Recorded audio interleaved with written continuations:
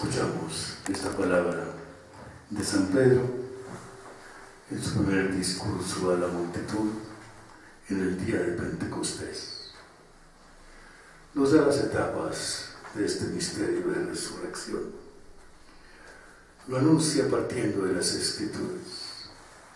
Hay una palabra que pudiéramos pasar inadvertida, pero que es importante.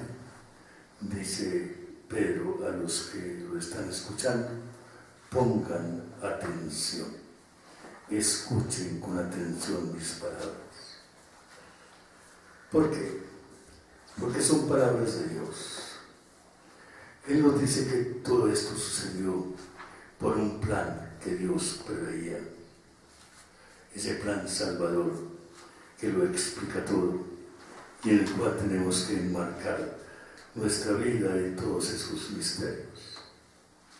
Hay una coherencia total en medio de todas estas manifestaciones del plan de Dios. Así pues, Jesús fue conducido a la muerte, pero fue resucitado por el Padre Celestial. ¿Un acontecimiento imprevisto? No es un acontecimiento imprevisto. Y Pedro hace una lectura del Antiguo Testamento. Nos va a decir, ese Antiguo Testamento nos habla ya de la resurrección de Jesucristo. No emplea esa palabra, pero el misterio está allí contenido. Alude a uno de los salmos, recitado por todos, un salmo que todavía hoy en día la Iglesia recita frecuentemente. Aparentemente se refiere de inmediato a la vida. Por eso, si me alegra el corazón, se goza mi lengua y mi carne descansa serena, porque no me entregarás a la muerte, ni dejarás a tu fiel conocer la corrupción. David habla en primera persona.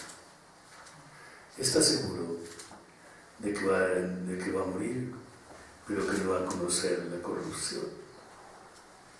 Esa palabra de Dios queda pendiente en el Antiguo Testamento. Pedro hace una interpretación. Dice, si David hablara de sí mismo, esa palabra no tendría efecto. ¿Por qué? Porque sabemos, dice Pedro, que David, con toda su grandeza, murió. Y no solamente eso, después de 1000 años, cuando habla Pedro, todavía se refiere a su sepulcro que está allí, está muerto, está en el sepulcro. Y entonces esa palabra que queda brotando, no entregarás a tu fiel conocer la corrupción, no me entregarás a la muerte. ¿De quién hablaba David? ¿De sí mismo? No, porque esa palabra quedaría frustrada. Habla de otro que él no conocía, pero que está en su línea. Y en efecto, según el libro segundo de Samuel, en el capítulo 7, cuando David quiso construir el templo, Dios le dijo: tú no me construirás un templo a mí, yo te voy a construir una casa a ti, una dinastía. Siempre habrá un descendiente tuyo, allí, en tu trono. Y entonces Pedro aplica esta palabra precisamente a Jesús. Así pues, el acontecimiento de resurrección de Jesús no es improvisado, pertenece al plan de Dios, desde muy antiguo está anunciado.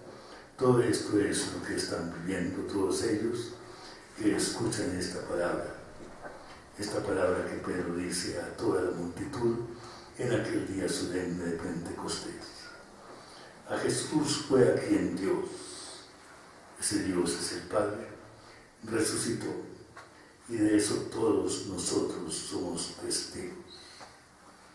Así pues, el Espíritu Santo prometido lo derramó sobre nosotros Y esto es lo que ustedes están viendo y oyendo. Es interesante esa explicación de la palabra de Dios, como Pedro trae desde la antigüedad un texto y lo hace vivo, lo hace presente. Es la memoria que viene desde lejos y que hace presente un acontecimiento frente a todos. Es lo que ustedes están viendo y oyendo. Así pues,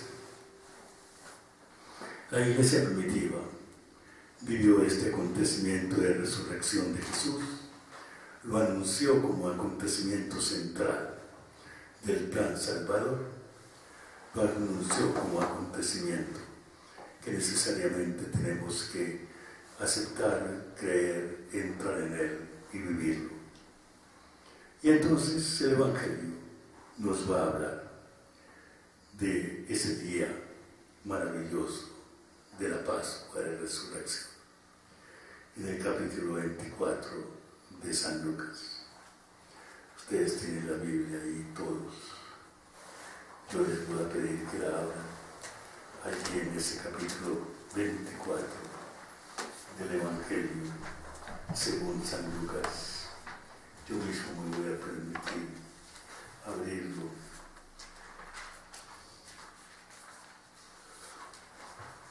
Es un capítulo largo, hermosísimo.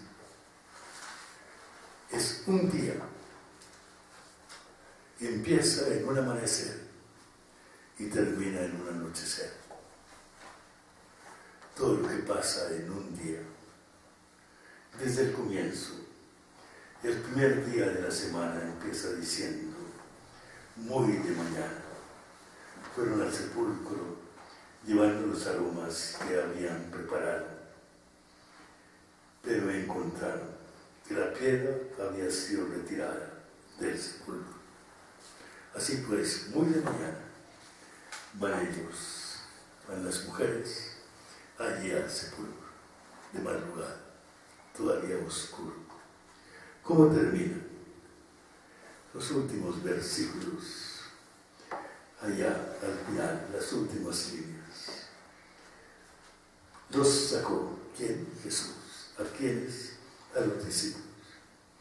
Los sacó hasta cerca de Betania y alzando sus manos los bendijo. Una preciosa liturgia.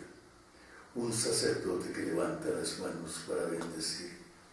El único sacerdote que es Jesús. Y mientras los bendecía, se separó de ellos y fue llevado al cielo. La palabra cielo está ahí por su Padre Dios. Fue llevado a su Padre Dios.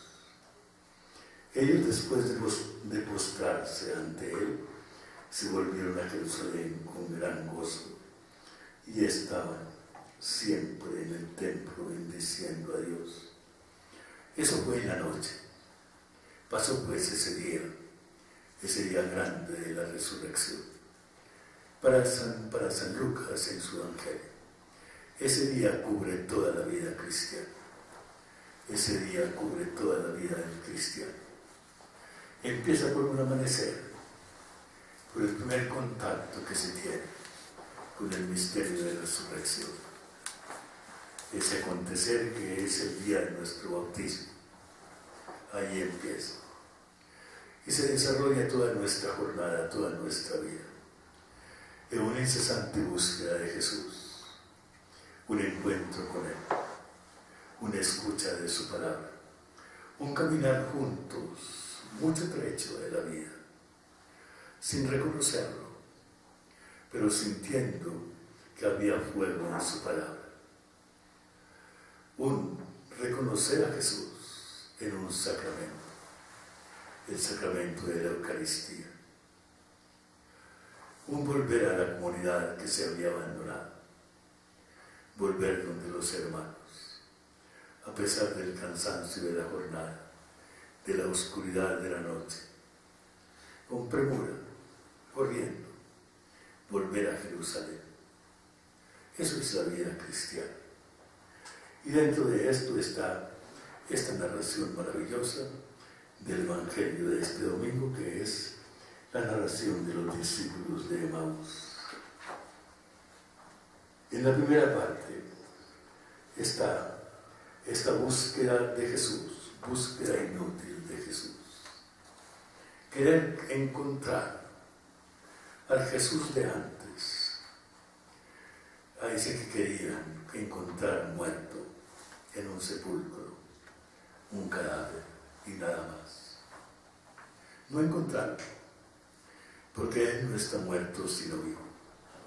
Y precisamente ahí esta palabra: no busquen entre los muertos al que vive. Dice esta palabra al comienzo del Evangelio, del capítulo 24 de San Lucas. La aparición a las mujeres, por consiguiente,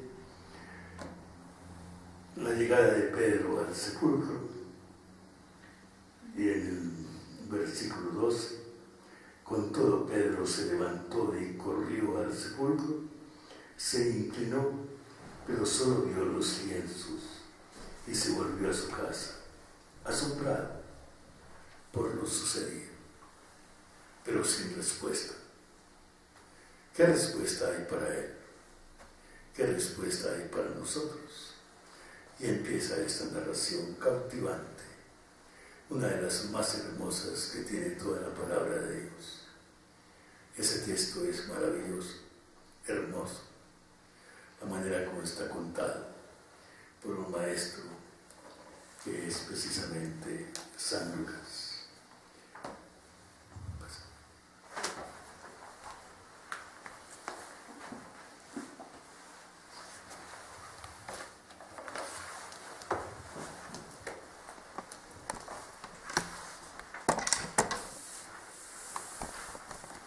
Escuchemos. El mismo día primero de la semana, 2 de los discípulos iban a un pueblo llamado Emaús, situado a unos 10 kilómetros de Jerusalén. En el camino iban hablando de todo lo que había ocurrido. Mientras conversaban y discutían, Jesús en persona se acercó y siguió caminando con ellos. Pero estaban como ciegos y no lo reconocieron. La primera escena, por consiguiente. Esos 2 discípulos, ese domingo de resurrección, muy temprano, abandonan a Jerusalén, el lugar del centro. Para el Evangelio de Lucas, para Lucas mismo, Jerusalén es un foco, un centro donde todo pasa, donde hay que estar. Abandonan la comunidad, abandonan a los hermanos, manifiestan una vida frustrada, tenían esperanzas que no se concretaron. Oyeron hablar que las mujeres habían hablado de esto y aquello. Sin embargo, ellos cerraron los ojos y caminaron, se fueron hacia Emaús, su pueblo. Observemos eso. Van caminando y Jesús se acerca a ellos, interviene en su discusión, empieza por escuchar sus quejas, escuchar su frustración, su oscuridad. Ese no tener respuesta para lo que ellos querían. Después de escucharlos, Jesús escucha al hombre. Jesús escucha el desconcierto del hombre. Jesús escucha incluso las oscuridades del hombre, de sus discípulos, que venían comentando por el camino. Se hace el que no sabe nada. que no está enterado de nada. Hace muchos años escuché aquí, cuando yo era seminarista, al viejo padre Rochero, que hablaba admirablemente del Señor Jesús. Y entonces llega y dice: ¿cómo? ¿Usted no leyó la prensa de hoy para enterarse de lo que pasaba? No había prensa en la época tampoco. Bien, ¿qué venían comentando en el camino? Y ellos se detuvieron. La voz de Jesús los hace detener. Algo nuevo los hace pensar. ¿Qué es lo que están pensando? Ellos, en sus rostros se veía la tristeza. Tristeza del discípulo frustrado, el discípulo que entra en la oscuridad. La tristeza y la oscuridad se dan la mano. Uno de ellos, llamado Cleofás, le respondió: tú serás el único forastero en Jerusalén que no se ha enterado de lo que pasó allí en estos días. ¿Cómo es posible que no lo sepas? ¿Cómo es posible eso? Tú serás el único forastero. La ciudad se llenaba de gente que venía de fuera. Jesús caminando es otro que se va. Y piensan que es un forastero más, que estaba precisamente allí. Y Jesús les pregunta: ¿qué pasó? ¿Qué lectura tienen de ese acontecimiento? Jesús nos interroga: ¿qué lectura tenemos nosotros de ese acontecimiento? ¿Qué le van a decir? ¿Cómo lo vieron ellos? Respondieron: lo de Jesús de Nazaret, primero, la persona central, Jesús de Nazaret, el hombre histórico, con su nombre histórico, con su ciudad. En segundo lugar, era profeta, poderoso en obras y palabras delante de Dios y de todo el pueblo. Su ministerio de la palabra y ministerio de las obras, acreditado ante todos, delante de Dios, delante del pueblo.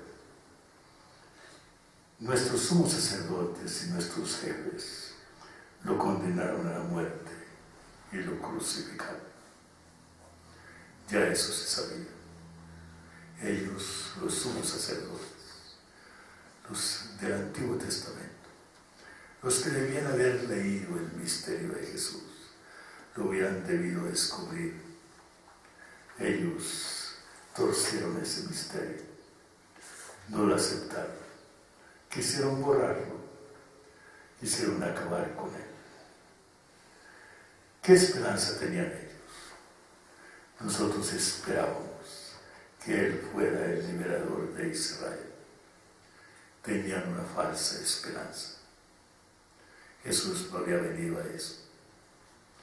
Jesús no es un jefe militar que toma armas de un ejército para desterrar del pueblo a los usurpadores. Ellos creían en eso. Tenían un plan meramente temporal, nacionalista. Y Dios tenía otro plan. Su lectura es eso. Esa lectura es equivocada. Además de todo eso, ya van 3 días que sucedieron estas cosas. Como quien dice, ya es tiempo de que todo se hubiera sabido, se hubiera esclarecido. Es verdad que algunas mujeres de nuestro grupo nos han dejado sin saber qué pensar. ¿Por qué?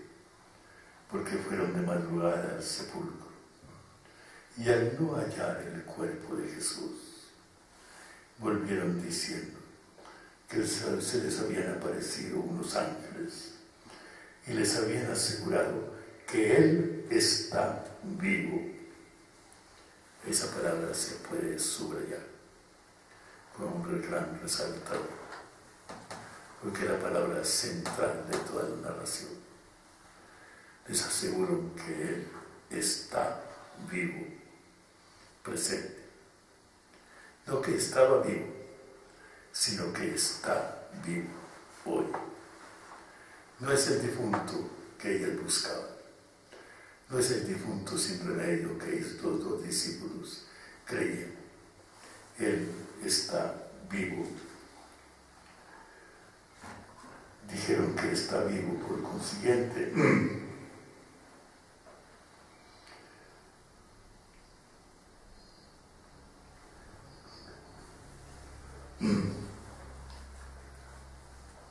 algunos compañeros nuestros fueron al sepulcro y encontraron todo como decían las mujeres, pero a él no lo vieron.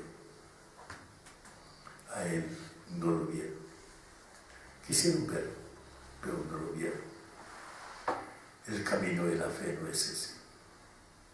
Con un poco de curiosidad, con un poco de asombro, fueron al sepulcro a buscar, encontraron las cosas, pero no tuvieron más que decir. Esa es la lectura, en primer lugar, de los discípulos, segundo lugar, de las mujeres, tercer lugar, de los dos discípulos de Maús, en primer lugar, las mujeres y los demás discípulos. Tres personas, tres grupos que reaccionan. Jesús les dijo, la mirada de Jesús. ¿Cómo lee Jesús ese acontecimiento? ¿Qué les va a decir? Él es el que tiene la palabra. Él es el que sabe cuál es el misterio que se vive. Qué duros de entendimiento son ustedes, en primer lugar. La dureza de los oídos, que es dureza del corazón. Tener planes y no aceptarlos. Lo que San Juan decía, la luz vino al mundo y no la recibieron. Esa palabra se repite. ¿Cómo les cuesta creer todo lo que anunciaron los profetas? Esa mirada hacia el Antiguo Testamento, hacia la Biblia. ¿No ven que era necesario que el Mesías soportara esos sufrimientos para entrar en su gloria? ¿No ven que era necesario? Camino único e ineludible. No existía otro camino. Que el Mesías, ese personaje esperado, anhelado, soñado por todos, querían ver el día del Mesías, ese ungido de Dios, que era una presencia de Dios. Ellos creían que era un triunfador, pero la palabra de Dios dice que debía pasar por los sufrimientos para entrar en la gloria. La gloria es la manifestación de Dios Salvador, dar cumplimiento a ese mundo. ¿Qué hace Jesús? Les da una clase de escritura, de Biblia. ¿Cómo hubiéramos querido escuchar? ¿Quién mejor pudiera ser? Tener una grabadora para haber grabado aquello. Quizás a todo lo largo del Evangelio tenemos la explicación. Comenzando por Moisés. Moisés es el Pentateuco, los 5 primeros libros del Antiguo Testamento. Continuando por los profetas. La segunda parte de la Biblia, los profetas, anteriores y posteriores, decían. O sea, toda la Biblia del Antiguo Testamento. Más adelante se van a mentar los salmos. Les explicó todo lo que en las Escrituras se refería a él. Eso es maravilloso. Es una pista de interpretación de la Biblia, de hermenéutica maravillosa. Encontrar a Jesús en todas las páginas del Antiguo Testamento, en todos los acontecimientos, en todas las personas, en todos los temas que van surgiendo. Es algo que es realmente maravilloso. El día del Jueves Santo se lee en la liturgia de horas, en el oficio de lecturas, una maravillosa homilía de Melitón de Sardes. Y él ahí hace esa lectura. Jesús fue sacrificado en Abel. No era Abel, el sacrificado era Jesús. Jesús fue conducido a ser sacrificado en Isaac. Iba repasando así el Antiguo Testamento. Iba encontrando a Jesús en todo acontecimiento, en toda lectura. Si hablamos del Éxodo, ahí está Él. Si hablamos de la creación, ahí está Él. Si hablamos de las oscuridades, ahí está Él. De todos esos personajes, cualesquiera sean, nos van revelando al verdadero Jesús antes de que venga al mundo. Él está presente. Hace muchos años un padre francés, escribió un texto bello que se llama El sentido cristiano del Antiguo Testamento. Ese libro estaba, no sé, en la biblioteca. Cuando llegaron cerca del pueblo a donde iban, Jesús hizo ademán de seguir adelante el camino. Pero ellos le hicieron fuerza diciéndole: quédate con nosotros, que es tarde y ya va a anochecer. Fíjense bien, viene ya el final del día. Empezó por la oscuridad, allá en la hora en que fueron las mujeres, y aquí en este anochecer, en esta oscuridad, es donde se va a ver la luz. Es hermoso ese pedazo.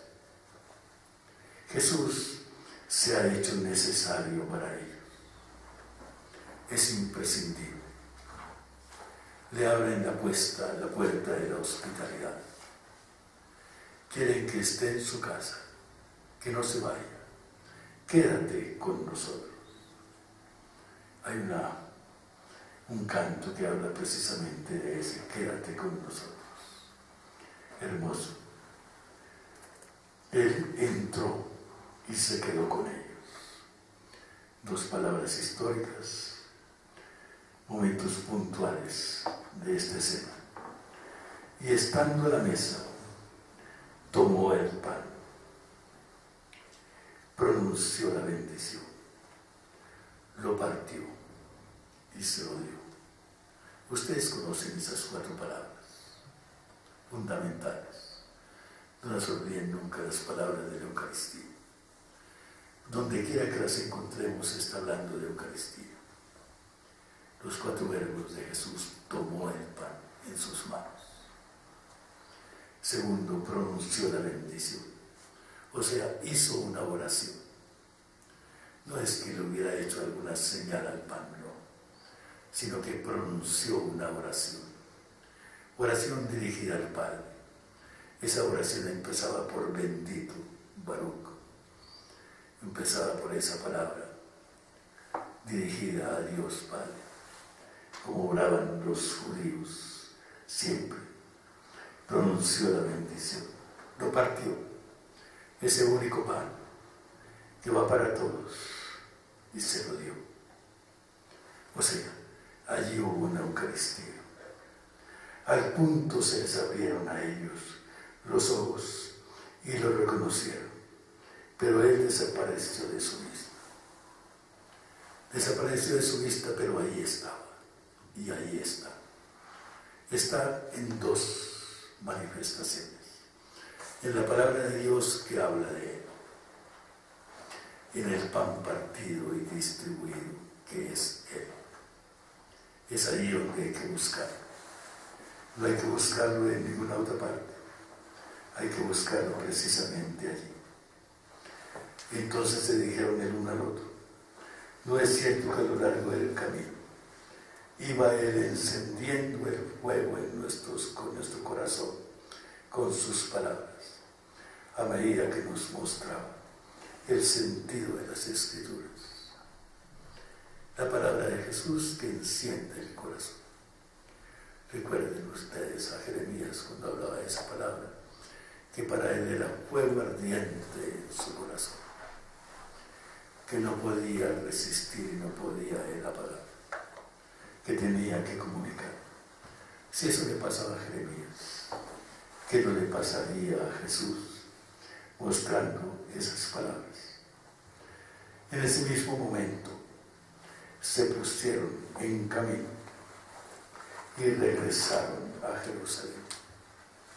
Fíjense, habían huido sin esperanza, frustrados, en oscuridad. Habían huido de la comunidad. Y aquí buscan la comunidad porque la necesitan. Y sin hacer atención al cansancio del camino, a la oscuridad de la noche, corriendo se van a Jerusalén.